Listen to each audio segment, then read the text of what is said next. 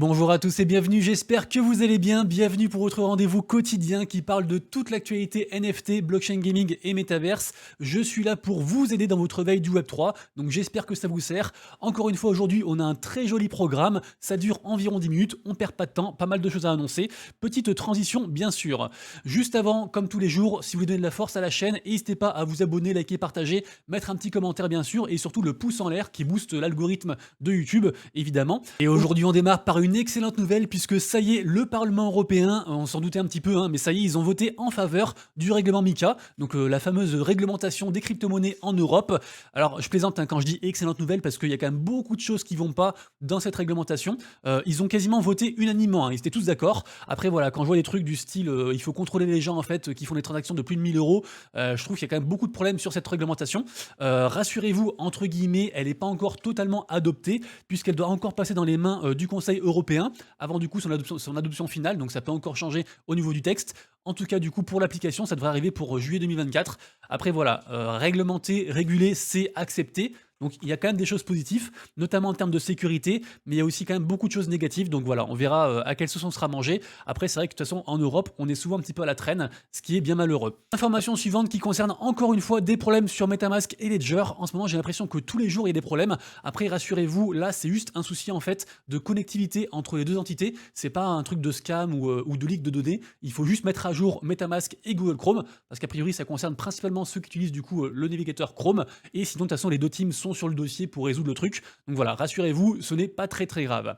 Ensuite, on a eu quelques informations qui ont leaké en fait de la part d'Apple. Alors après, voulu ou pas, je ne sais pas, marketing ou non, je ne sais pas. Je vous rappelle que Apple, ils sont à fond sur tout ce qui est réalité augmentée. Ils bossent sur un casque en fait qui vise à apporter pas mal de solutions à ce niveau-là. Le casque devrait sortir pour environ fin juin.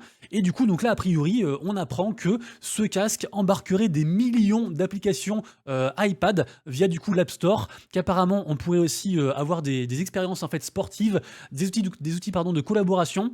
Il y aura aussi pas mal un catalogue de jeux en fait dispo directement dans le casque, avec notamment l'exécution de plusieurs applications en 2D qui du coup flotteraient en fait dans l'interface quand on met le casque. Donc assez sympa. Du coup, il y a pas mal aussi d'infos en plus qui sont dans l'article, donc je vous invite bien sûr fortement à lire l'article. Donc bien sûr, j'en profite pour vous dire que tout ce dont je parle dans les vidéos du jour, ce ne sont jamais des conseils d'investissement, ce sont juste les news, on va dire dans les grandes lignes. Après, je vous mets tous les liens en description et en fin de compte, il n'y a que vous et vous seul qui serez le maître de votre destin pour savoir si vous voulez investir votre temps ou votre argent dans les différents projets que je présente.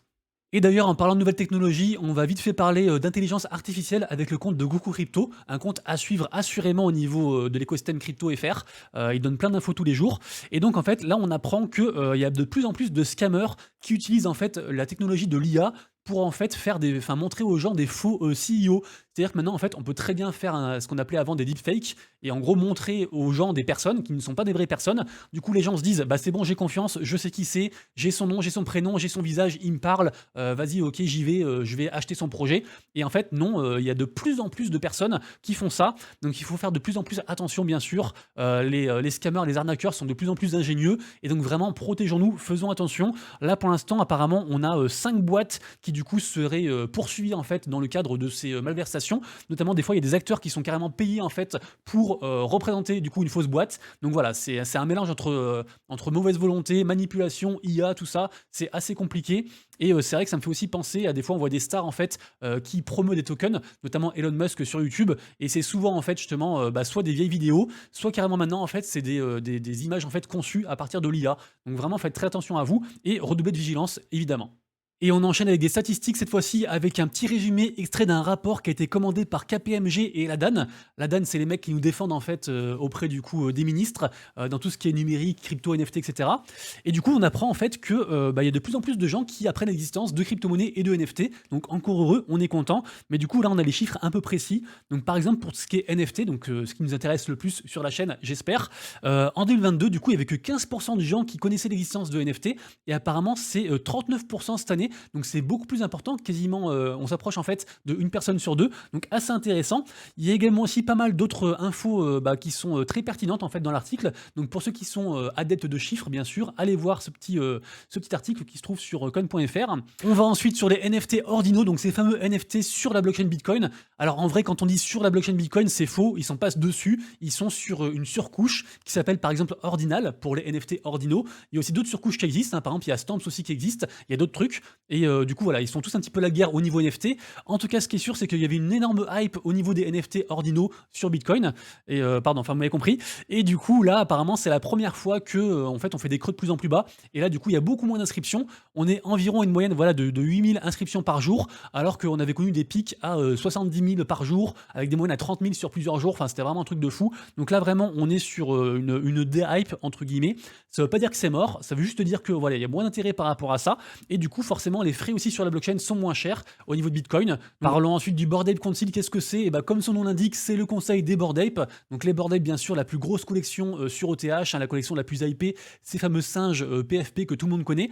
Et bah, figurez-vous qu'en fait, quand vous êtes dans la commu des Bored Ape, vous pouvez en fait soumettre des idées, quelles qu'elles soient, pour on va dire améliorer les conditions de vie de la commu, proposer des events, enfin vraiment c'est tout ce que vous voulez. Et après en fait les gens ils votent, et après ils vous allouent une allocation, un budget, une subvention pour vous aider à faire votre projet et à proposer des choses pour build en fait avec la commu. Donc vraiment trop chouette. Et du coup bah là en fait ils ont fait une nouvelle page, on va dire plus mieux, on va dire ça comme ça. Voilà, donc une nouvelle page par rapport à tout ça. Donc ceux qui sont intéressés par la commu Bored Ape, allez lire le thread, très intéressant, mais vraiment c'est une des communes qui construit le plus de choses. Donc ça reste intéressant de s'en imprégner, parce que même si vous n'êtes pas sur les Bored Ape en fait, et c'est un petit peu comment dire la marche à suivre. Si on veut qu'un truc marche, en général on copie un petit peu les Bored Ape, ils ont souvent de très bonnes idées. On va ensuite parler de Helium. Helium, je vous en avais parlé il n'y a pas si longtemps que ça. C'est un petit peu une sorte de Wi-Fi décentralisé, pour la faire courte. Dernièrement, du coup, ils sont partis sur Solana. Le truc, du coup, a bien réussi. Et en fait, ils ont fait un truc en plus que je ne savais pas. C'est qu'en fait, si vous voulez, vu que je vous dis que c'est un peu une sorte de Wi-Fi décentralisé, et il y a aussi un petit peu des ordis dans le monde, des espèces de nœuds, qui ont des nœuds et qui valident, on va dire, les transactions, les points d'accès, entre guillemets. Parce que c'est une preuve de couverture qu'ils utilisent. Et du coup, en fait, chaque relais, chaque nœud, en fait, a minté un NFT. Du coup, ils ont quasiment minté 1 million de NFT au passage en fait de Helium sur Solana. Donc c'est assez intéressant de voir ce truc-là. Et en fait, le NFT va servir entre guillemets de preuve d'accès, comme une espèce de carte d'accès en fait aux nœuds des gens qui en sont propriétaires. Je sais pas si vous avez tout compris, mais c'est vraiment très intéressant.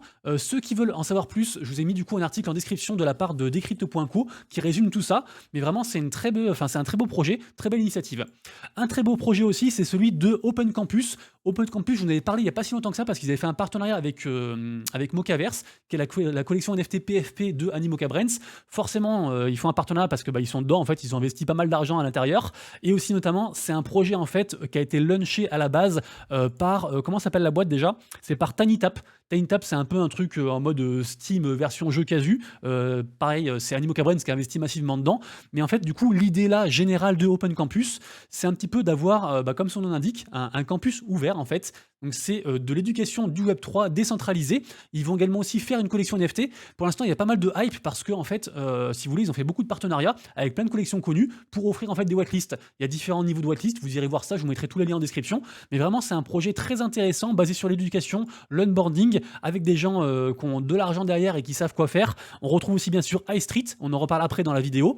Et sachez aussi que il y a eu un launchpad qui a été annoncé par rapport au token du coup de la plateforme Open Campus. Donc le token du coup s'appelle EDU. Je vais pas trop en parler parce que c'est pas une chaîne de crypto en mode token, mais voilà, sachez que du coup, comme tous les launchpads sur Binance, ça commence du coup à partir du 23 avril. Il y a une petite période sur laquelle du coup ils vont faire la moyenne de vos BNB et après ils vont calculer en fait une allocation possible pour vous par rapport en fait à cette fameuse moyenne de BNB. Sous-entendu en fait, plus vous avez de BNB stacké et plus vous pourrez acheter de tokens en fait sur le launchpad. Et en général, tous les launchpads sur Binance marchent. Après, bien sûr, c'est pas une valeur sûre, c'est pas un conseil financier, faites attention à vous, mais voilà, c'était assez intéressant quand même de vous en parler aujourd'hui, je trouve. Ensuite, on a une très bonne nouvelle puisque ça y est, en fait, on peut acquérir un nom de domaine ETH, donc un point ETH, comme par exemple monsieurrabbit.eth. D'ailleurs, dédicace à la personne qui l'a acheté il y a environ 6 mois et qui l'a toujours et qui veut pas me le donner. Et du coup, donc via MoonPay, on peut acheter un nom de domaine ETH en fait via sa carte bancaire. Donc super intéressant du coup pour onboarder les gens. Je vous rappelle que pour ceux qui veulent un nom de domaine ETH, vous avez juste à aller sur du coup Ethereum name service. Vous marquez du coup, je sais pas, allez, j'aime les frites. J'aime les frites, vous faites rechercher ici, et après du coup vous pouvez souscrire du coup le nom de domaine, suivant, je sais pas, 1 an, 2 ans, 5 ans. Donc ça coûte un certain coût bien sûr. Ici on va voir combien ça coûte, je vais vous dire directement. Je crois que c'est 0,0. Ah mince, il faut connecter son wallet. Ah non, c'est bon, du coup ça s'affiche. Donc vous voyez par exemple là, pour souscrire du coup ce nom de domaine là pendant 1 an, il faut payer du coup 0,015 ETH. Voilà. Et maintenant on pourra le faire du coup avec sa carte bancaire. Donc excellente nouvelle bien sûr. On enchaîne directement avec une news qui concerne Magic Eden. Magic Eden qui est en train de push, mais vraiment salement, massivement, la collection Mad Labs, qui est la collection PFP en fait du wallet qui fait concurrence à Phantom. C'est un wallet qui est sur Solana et sur ETH qui s'appelle Backpack. En fait, ils ont fait un mint à partir de avant-hier et hier aussi, qui se mint exclusivement sur le wallet. J'en ai parlé sur mes vidéos d'hier, donc allez voir. Et en fait, là, du coup, ils ont reporté en fait le mint parce que bah apparemment ils ont fait des DOS. Il y avait des milliers de personnes qui étaient connectées pour minter. C'était vraiment un délire. Apparemment, il y a 3000 NFT qui sont dispo pour la vente publique, qui du coup est reporté à ce soir 1h du mat. Et vraiment, ça fait très longtemps que j'avais pas vu autant de hype. Et du coup, donc Magic Eden qui en remet une couche et qui dit qu'apparemment pendant les 24 heures suivant le mint, du coup il y aura 0% de fees sur la marketplace. Donc ça va entre guillemets inciter les gens. Ceux qui veulent en savoir plus, je vous ai mis un lien aussi sur Crypto Actu qui résume un petit peu tout ce qui est passé. Mais vraiment beaucoup de hype, beaucoup d'EDOS, beaucoup de problèmes. Mais les gens sont comme des fous. Donc j'espère que ça a marché. Moi j'en ai minté un en whitelist pour ceux que ça intéresse et j'essaierai d'en reminter en fait en public ce soir. Information aussi suivante très intéressante qui concerne du coup VeeFriends. Donc VeeFriends et surtout aussi Snoop Dogg. Snoop Dogg que tout le monde connaît, c'est un acteur majeur en fait du monde des NFT, en plus d'être un artiste de rap. Et le truc c'est qu'en fait ils ont fait une collab donc avec VeeFriends. Snoop Dogg en fait il va faire un prochain son qui sort je crois le 28 avril. Voilà, ça il sort le 28 avril.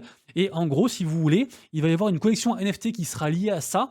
Et ceux qui ont des billets de la VeeCon de l'an dernier, 2022, ils vont pouvoir burn en fait ces billets pour avoir la nouvelle collection NFT avec différents avantages. Et ça fait aussi écho en fait, rappelez-vous, VeeFriends, ils ont mis au point une espèce de nouvelle mécanique en fait dernièrement. C'est un peu du burn to earn.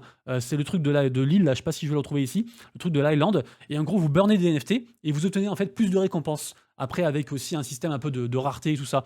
Notamment, du coup, là, à gagner, bah, d'ailleurs, il y aura ces trucs-là. Il y aura un mutant Ape Club. Il y aura aussi un Bored Ape Kenen. Il y aura des Ape Coins, des Vessels. Enfin, il y a pas mal de choses, pas mal de gros lots.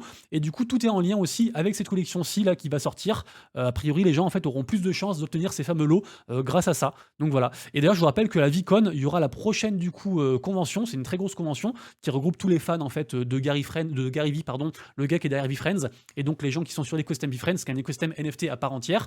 Donc du coup, ça aura lieu le mois prochain. Et du coup, on imagine aussi que pareil, les gens pourront à terme burn le billet pour obtenir en fait des choses dans le futur. Donc très intéressant du coup tout ça. J'espère que vous avez tout suivi parce que j'ai dit beaucoup de choses. On enchaîne avec un article très intéressant qui parle de Socios. Socios, c'est la plateforme en fait un petit peu qui, qui propose en fait des fan tokens et des NFT en fait aux gens qui veulent soutenir différents clubs. On a bien sûr Messi qui est le parrain officiel, l'ambassadeur officiel de l'application.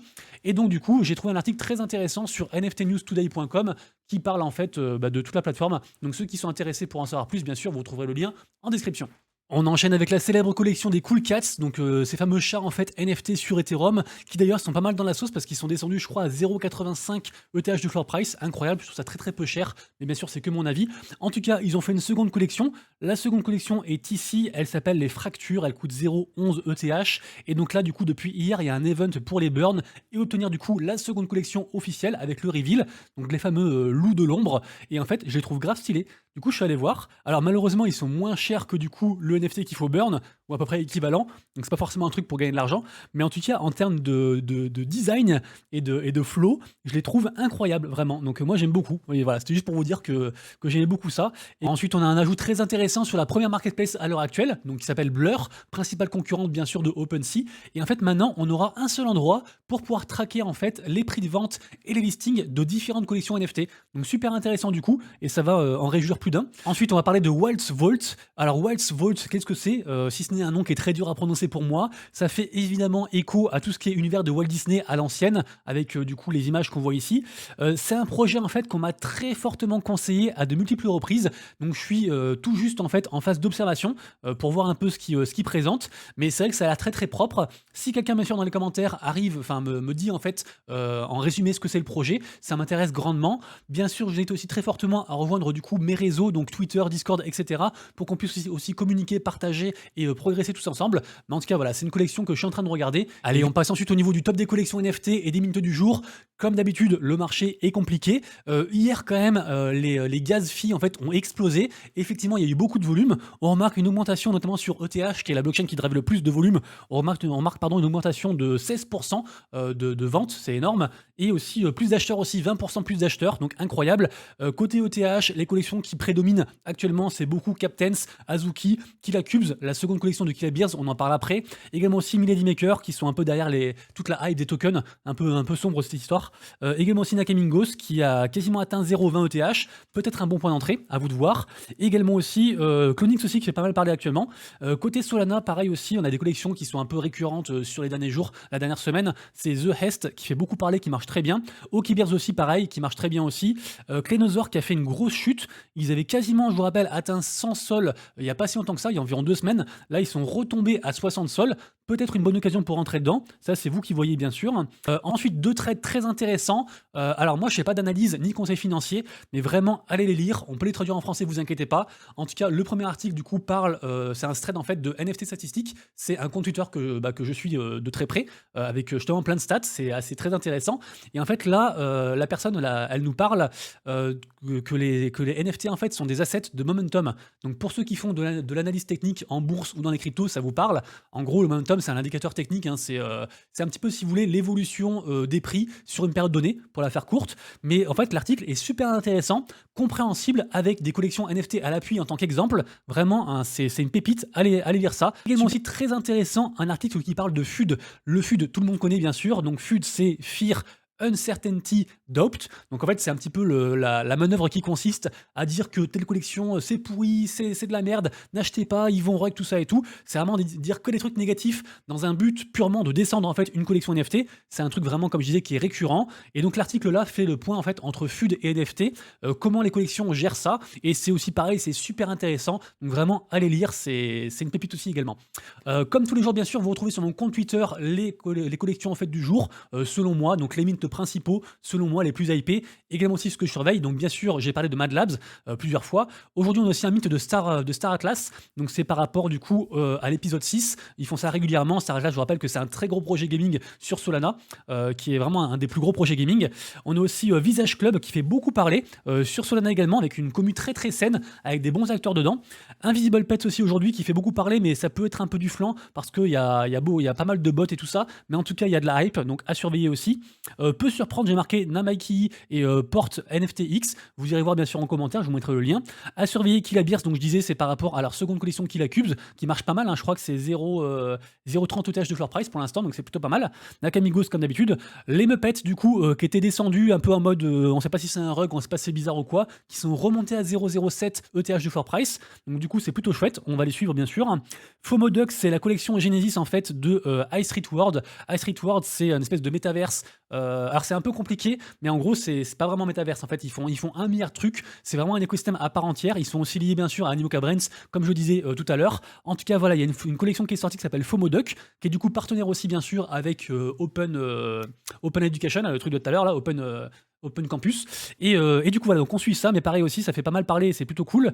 Sinon, hier, le mint de Play Wildcard a très très bien marché. Je vous rappelle qu'en plus, ils sont push par le jeu Overworld. Et du coup, donc le mint, c'était environ, je crois, 40 matic. Et c'est monté jusqu'à 180. Là, actuellement, c'est à 140, un truc comme ça. Donc vraiment, c'est chouette. Et c'est assez hypant.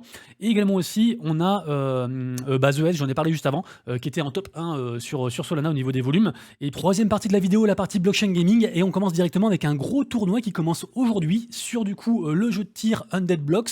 C'est le jeu de tir où on doit buter des zombies, pour la faire courte.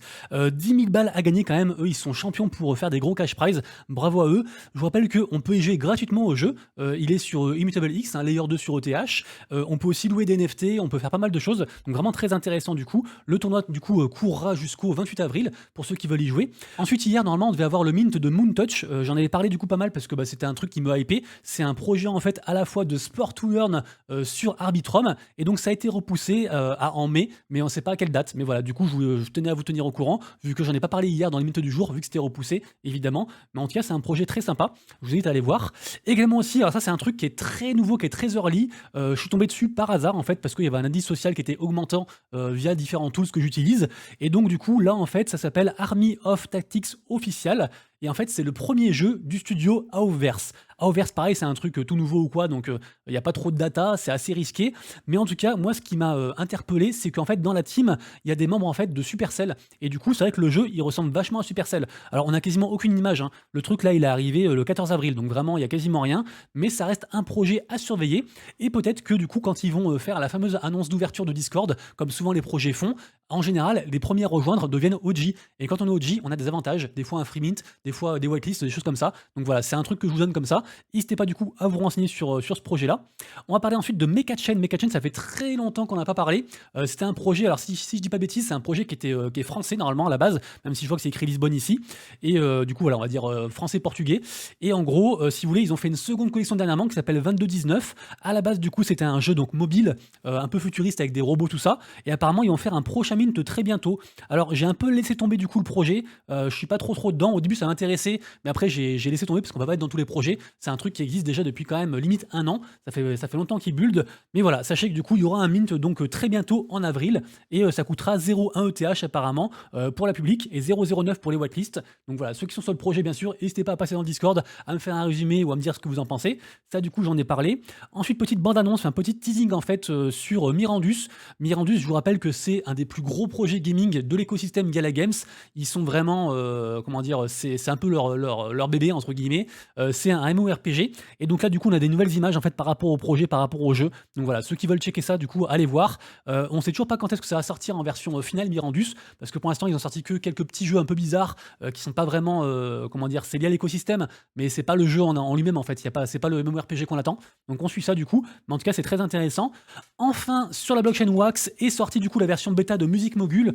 Music Mogul, c'est le second jeu en fait qui est comment dire fait directement en fait par la blockchain Wax, donc par les studios qui sont derrière, qui s'appelle Tyranno Studio. Ils ont fait comment ça s'appelle les brawlers. Ils ont fait les brawlers et ils ont fait du coup Music Mogul. Et donc ça y est, on peut enfin jouer au jeu. Moi, j'ai commencé à y jouer. Je sais pas trop si on peut générer quelque chose dessus parce que j'ai commencé du coup ce matin. En tout cas, je vous tiendrai au courant. Mais en tout cas, c'est sorti après 6 mois d'attente. Ça y est, enfin, c'est sorti. Ceux qui sont intéressés, bien sûr, vont trouver un lien en description sur le Medium qui résume un petit peu du coup l'expérience de la bêta de Music Mogul, qui est donc un jeu où en gros on doit manager des artistes et devenir le plus grand mania en fait de la musique. Du côté de Symbiogenesis, qui est le projet PFP à la base de Square Enix, mais ils veulent aussi faire des interactions avec des jeux vidéo, donc on imagine qu'il y aura un jeu Symbiogenesis à terme. Et ben en fait ils ont fait un reveal du coup de certains NFT, et du coup les gens pour la première fois sont un peu déçus du coup du projet, parce qu'en fait ils trouvent que c'est pas du tout reconnaissable. Alors dites-moi dans les commentaires ce que vous en pensez, mais ils disent que pour eux voilà les trucs ils sont pas assez individuels, et du coup il y a un peu un sentiment de déception par rapport à ça. Donc je sais pas s'ils vont changer, mais voilà, c'est la première fois que le projet est un peu déceptif sur un seul point. Pour moi ça reste un très très gros projet, mais voilà, je voulais quand même vous tenir au courant. Et on finira la vidéo du jour aujourd'hui avec Eldarune qui a été aussi repoussé. Normalement il devait sortir aussi pareil hier, et donc c'est repoussé. C'était en plus c'est un free mint, hein. Ce projet là c'est un projet que j'aime bien, que j'aime beaucoup. C'est un projet d'action RPG, et du coup le truc c'est que en fait ils ont fait voter à la commu parce que du coup les frais étaient trop élevés sur OTH, comme je disais hier, par rapport au volume. Du coup les gens ont voté pour le report, donc je sais pas du coup quand est-ce que sera le report, mais a priori voilà, c'est reporté, donc je vous dirai dès qu'on aura la date. Les amis, du coup c'est tout pour moi, j'espère que vous avez kiffé la vidéo du jour. Si c'est le cas, bien sûr, likez, partagez, commentez, le pouce en l'air. Je suis content parce que j'arrive à bien articuler des fois en parlant vite, et du coup c'est un peu une fierté. Prenez soin de vous, prenez soin de vos proches, prenez soin de vos lettres. On se retrouve demain pour la prochaine vidéo Actu NFT, Blockchain Gaming, Metaverse. C'était Monsieur Arbit, des bisous, ciao.